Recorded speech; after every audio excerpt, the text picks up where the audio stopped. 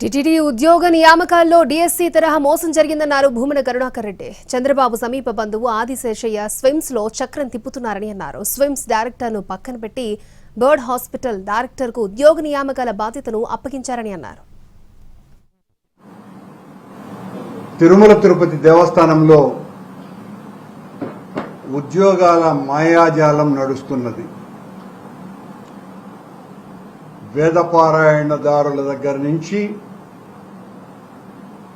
ఇంజనీర్లు, ఇప్పుడు కొత్తగా స్విమ్స్ లో 303 నియామకాలకు సంబంధించి నోటిఫికేషన్ను ఇచ్చినారు. ఇది మరో డిఎస్సి తరహా స్కామ్ గా అందరి నోట వినపడుతోంది. ఉద్యోగ ప్రకటన ఇచ్చినారు.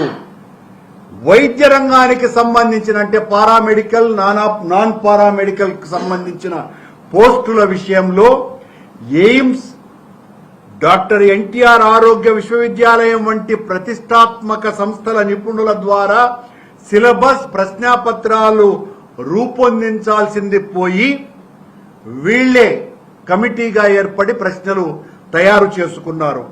సాంకేతిక పోస్టులకు సంబంధించి ఐఐటీలు, ట్రిపుల్ ఐటీలు, ఐఎస్బి వంటి ప్రముఖ విద్యా సంస్థల నిపుణుల సలహాతో అర్హత ప్రమాణాలు, ప్రశ్నాపత్రాలు, నియామక విధానాలను రూపొందించాలన్నటువంటి ప్రాథమిక విషయాన్నే తొక్కిపట్టి వీళ్లు ఇష్టానుసారము ఈ పరీక్షా కార్యక్రమాల్ని నిర్వహించబోతున్నారు.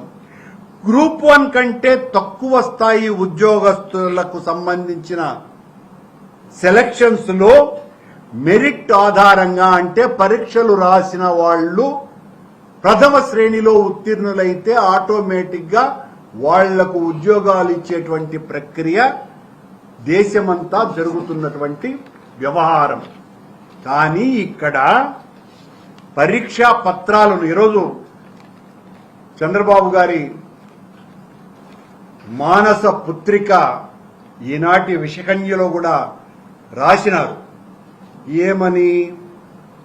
ఆన్లైన్ ద్వారా దరఖాస్తుల స్వీకరణ, రాత పరీక్షల నియమత్వం ఏపీటీ ఆన్లైన్ సర్వీసెస్ తో స్విమ్స్ ఒప్పందం కుదుర్చుకున్నది. పరీక్షల నిర్వహణకి సుమా, పరీక్షా పత్రాల సెలక్షన్ కాదు.